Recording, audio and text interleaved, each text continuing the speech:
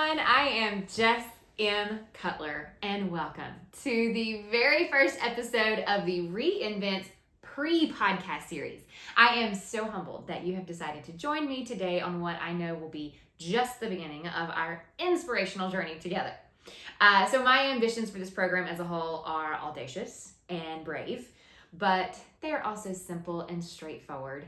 Alternating each week between a variety of short inspirational messages and then longer interview style conversations, I want to be able to share with you on this platform the stories and struggles of everyday entrepreneurs and individuals that have made the conscious and consistent effort to reinvent themselves and inspire change in their lives and the lives of others.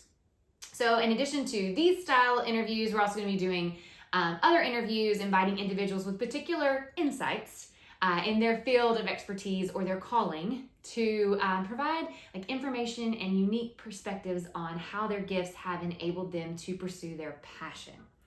So I want to do everything that I can to offer successful strategies and ways to shift your mindset to overcome some of the most basic shortcomings that we have all experienced or are maybe still experiencing in different areas of our lives. I want to encourage you to deep dive into your own potential, explore your own giftedness, and move forward boldly into your own calling. I, for one, understand that everyone is traveling on their own path through life, searching for their own purpose, their own identity, seeking true happiness. And while I recognize and celebrate these differences, I hope each week can inspire you to continue to improve in whatever area it is you seek to improve, whether that is your fitness, your faith, your finance, your family, or maybe even just your friendships. So the season of life in which I am bringing this journey with you, or going on this journey with you, is one where we as a whole have just survived, maybe, one of the most bizarre and life-altering events in history, a worldwide pandemic. And while unsolicited for most, I certainly feel like this past year has provided more opportunities for us to reinvent ourselves than we've probably ever had in our entire life. So, while I hope to highlight some of the stories of success in my life and the life of others, I also believe that humbly accepting our failures is one of the most uncomfortable, yet necessary and solid places to start. So, I know you heard me say that this was episode 1. It's part of a pre-podcast series. That's because before we really get into the groove of these weekly series, I'm going to use the next 4 weeks to allow you to get to know me as I share my road to reinvention. Now, I would be lying if I told you that when I decided to create this post, I was so excited and I couldn't wait to get it rolling. But that couldn't be farther from the truth, because I remember sitting in the hot tub at my gym with my hubs after a workout when the words, "Will, I think I should start a podcast," this came out of my mouth. And then I said, when he wholeheartedly agreed, nothing. I actually started crying. In fact, I was sobbing. And I giggle about it now because I know that those tears came from a scared little girl inside of me, where the thought of being vulnerable, opening up, and putting on display my real self, including the not so pretty parts, to other people's judgment and critiques, was and is terrifying for me. It goes against everything I've ever been taught, every pretense I've ever portrayed in my life, just everything. But exactly 1 year later, after speaking those words and talking myself out of it one too many times to count, here I sit, heart wide open, humbly accepting my brokenness and offering access to the dark places on my journey that have helped me to find peace and light after walking through what has been a rather long tunnel of despair and disappointment. And I'm not doing this so that I can become famous or a high-paid influencer. I mean, my self-talk me had me so convinced that my mom was going to be the only person who was going to listen to this podcast. Thanks, Mom. But I'm doing this for the handful of people, or maybe just the one person that just needs to hear these words, needs to hear that the strong struggle too, and the people that look like they have it all together probably don't, certainly not in every area of their life. And while at times we may feel alone, there is always someone out there who is or has been going through this same thing. And if we just open up our eyes, we would begin to see that we may not be sitting all alone at rock bottom. I'm sure that last year made many of us believe that we were at rock bottom. Maybe in our careers, in our business, our marriage, with our kids, our finances, our mental state. And while it may not be cozy down there, it is a solid place to start. I can really only think about 3 times in my entire life that I considered myself like at rock bottom. One was in 2008. The summer after I graduated from college, when I was living out of my car, sleeping and showering in an ex-boyfriend's spare bedroom and bathroom. And it was kind of like right before I really began my career as an event planner. 2 was last year, after COVID really knocked out my event planning career. And then 3, almost probably 4 years ago now, when I was willing to divorce my husband and end our marriage. So my husband and I, we have been married now for 8 years. And for anyone who doesn't know, and for everyone that does, y'all, marriage is hard. We have been through ups and downs and arounds, and we have always managed to come out stronger on the other side. But when we were at one of the lowest points of our marriage, I told him, just in case he didn't know, we were at rock bottom. But to this statement, my husband, he just simply replied, well, I guess the best part about being at rock bottom is that you have a firm foundation to spring from. And thankfully, he was right, because in that place of absolute failure, when we had nothing else to give but what was left of ourselves, we were able to become truly honest and vulnerable with ourselves and each other, and we were able to grow stronger and more fully in love. Instead of trying to build our future on a sandy shore where the waves and the winds and the storms and all just continue to wash away all these important parts of our foundation, we really started to build on a rock, albeit rock bottom. And since then, really, no matter how hard the wind is blown or the rain pours down or the pandemic pounds, our foundation is solid, our walls are strong, and the faith that is our roof is our ultimate protection. I say all this because I want you to know I am no different than you. I know firsthand that as you are falling down a hole, it is almost physically impossible to look up, right? I mean, because we're worried. We're worried that our world is changing. We want to see where we're going, want to see where we're going to land. But hopefully, as we have landed on what we are now kind of considering our new normal, I hope that through the conversations created on this podcast, you learn to not just accept the new normal, but to push yourself to a renewed, reinvented, extraordinary life. Because in a world where perfection is expected, failure is not an option, and conforming to the standard norm is mandatory, I want to build this platform to have a community or an in-crowd, if you will, where every entrepreneur, innovator, entertainer, investor, inventor, just individual can gain some insights into how to lead their life with intention. So by joining us today, you are officially in the in-crowd, so welcome. Now, I believe that as individuals in this in-crowd, we were all given unique gifts and abilities, and it is our job to discover them, find where they intersect with our passions, and lead each one of us to our individual calling. And in that calling, we are all driven to create something remarkable that glorifies God, serves Him, and loves others. But so many times we allow some fear, some insecurity, some level of doubt, just some internal judge to control us and tell us that we're not worthy of such a purpose, that we're not meant for more, that no one wants to hear our story, no one wants to see us struggle, or no one wants to see us cry. But it's this kind of mentality that keeps us stuck in this place where instead of striving for excellence, learning through failure, and becoming who we're meant to be, we sit paralyzed in our comfort zone. Or maybe just in our cubicle, or maybe on our couch. And just like that old John Mayer song, we just kind of keep waiting for the world to change. So, in believing this, when we accept our life as this, we live our lives focused on things that are not really worthy of our time and our effort and our energy. And instead of being intentional, we become inadvertent and careless with our purpose. And we let the world tell us who we're supposed to be and what we're supposed to do with all those abilities. How do I know this? no. Well, because I've spent the last year and a half of my life realizing that that person that I just described to you was me. I'll be the first to admit I do not know all the answers. I mean, good grief. I probably don't even know the questions.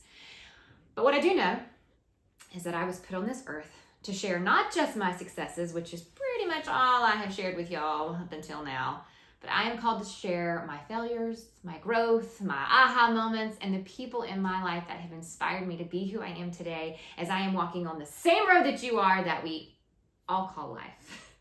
So, I want to begin this journey with a confession. See, the last year-ish, every time someone has asked me this particular question, I have skirted around it, blatantly lied about it, or just avoided it altogether.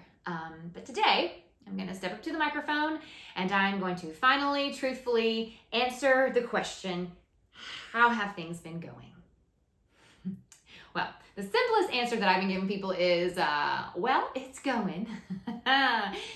Most of you listening, if you've asked me this in the last year, then this is probably the answer that you've gotten. And it doesn't necessarily mean bad, but it doesn't necessarily mean good either.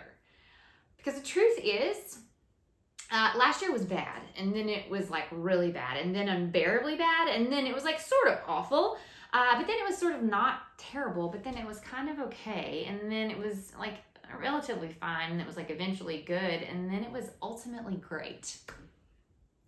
And that's how it's been going.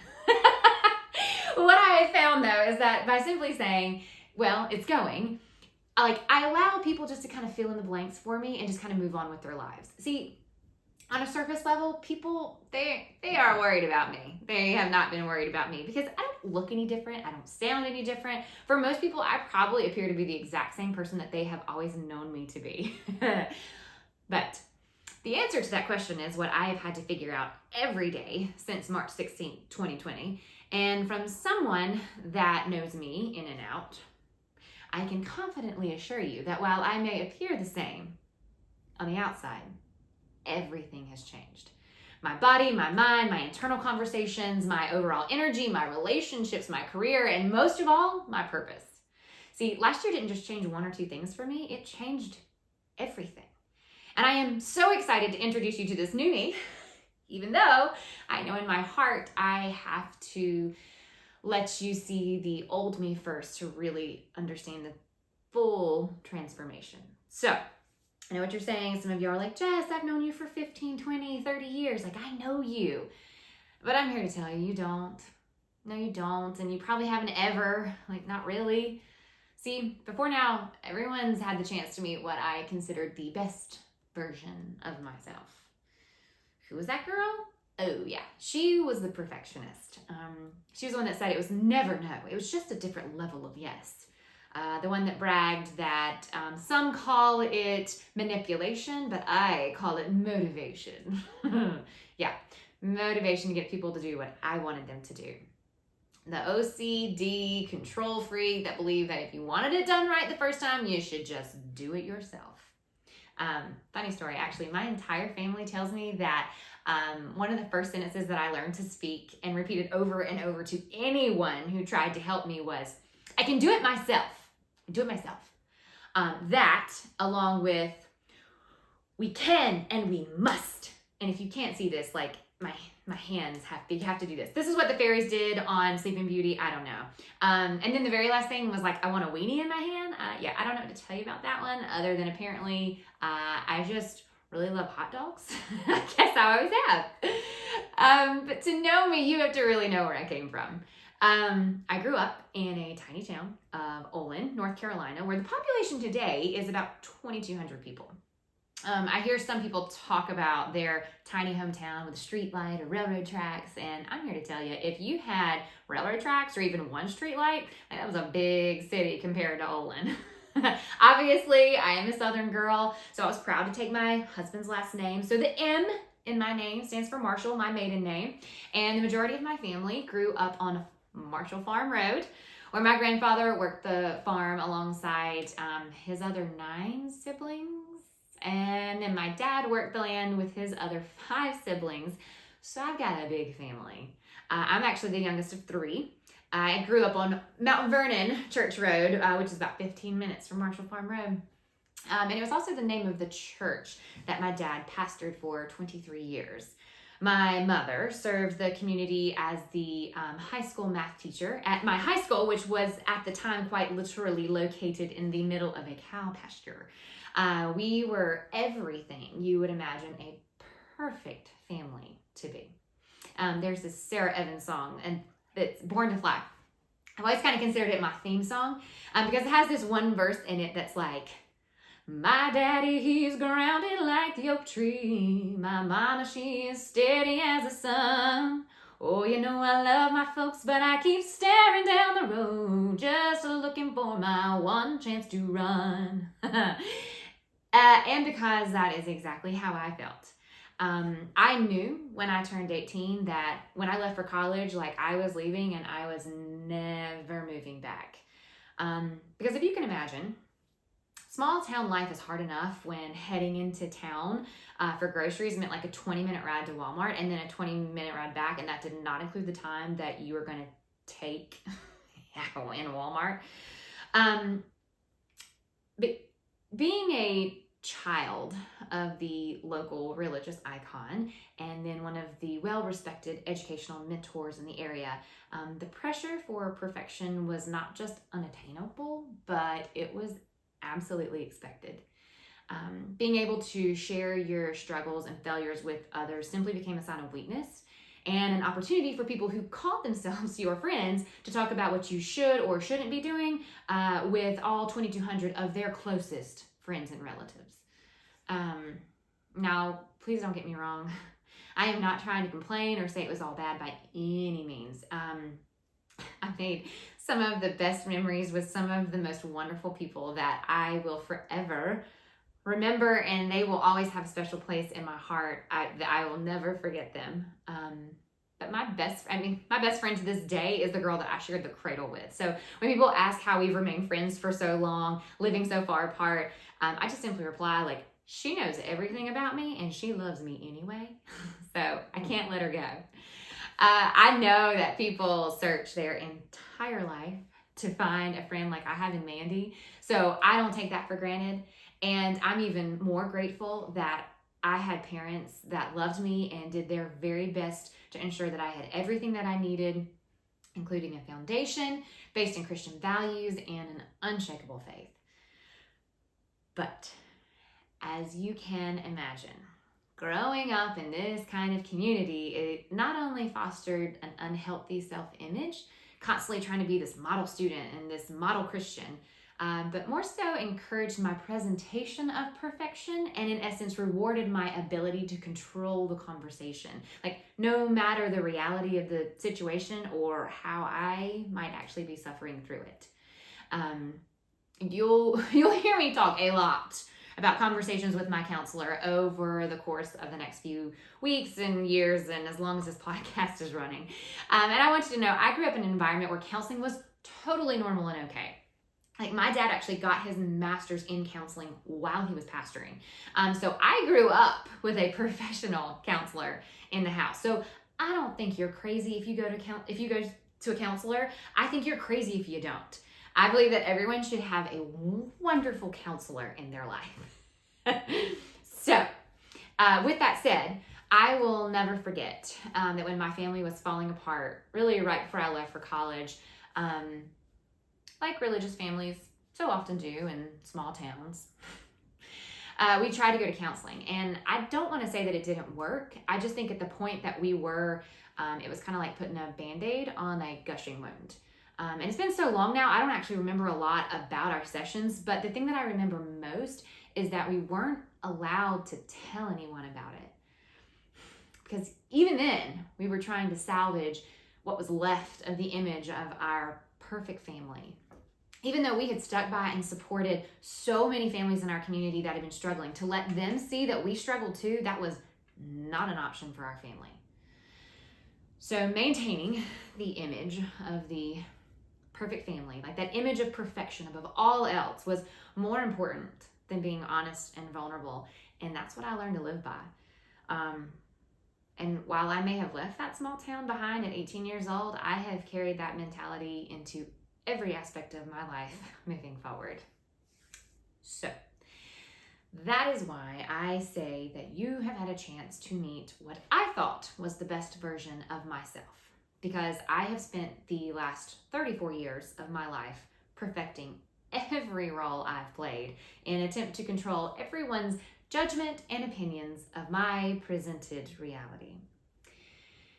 See, what started out as being a preacher's kid, which, let me assure you, I was a textbook preacher's kid. Like, my brother and sister were legit angels. I mean, they were wonderful. But for anyone that doesn't know what it means to be like a textbook preacher's kid or a PK, it means that you put out the perfect image on the altar, but behind the scenes, I staunchly rejected this perfect lifestyle any chance I had the freedom to choose, as long as my mother or the town did not find out. That's what it was. So, started life as a PK, led me straight into tackling all the things a perfect person is supposed to do. I played all the sports, baseball, softball, volleyball, basketball. I even swam for a semester. I was a terrible swimmer. I was pageant queen, Miss Union Grove, Miss Wingate, Miss Statesville. I placed top 10 in Miss North Carolina, double preliminary winner in swimsuit and talent. I excelled at every level possible in my classical piano competitions, and I graduated #1 in my college class from Wingate University. I carried many leading roles in professional and non-professional shows, and even by age 30, I was the face of and running my very own, very successful event planning company. So, preacher's kid, team player, pageant queen, classically trained pianist, performer, professional. I've spent my entire life on stage, studying, developing each character, winning awards in every category. Honestly, up until COVID, I actually thought I was quite happy with the leading lady that was performing for all of my friends and professional partners and clients. All the problems that I shared on social media were delivered as an optimistic post about how I overcame adversity, and all the real problems that couldn't be solved so easily. I'd become quite comfortable suffering in the wings with only a small handful of people, like 3 to be exact, like my lifelong best friend, my husband, and my counselor. So, no matter what was really going on in my life, I knew that when the curtains opened and it was time to step on stage at an event, a social media post, a live video, or just a basic conversation, it was time to shine. Head up, shoulders back, smile, and stride. Yeah, that's what I actually used to tell myself every time before I would go on stage at a pageant. Because any good performer knows that the show must always go on. And with any good performance, I worked very hard to stay on script. Now, everyone knows, like every show has a script, right? So there's this layout of what like every character should say, how they should react, what emotion should show in their inflection when they respond, like a script. And the same thing is true to some degree in life, right? We've all been quoting the script growing up. Like, just think about it. Like your mom used to say, like, say thank you. What do you say? You're welcome. Yes, what?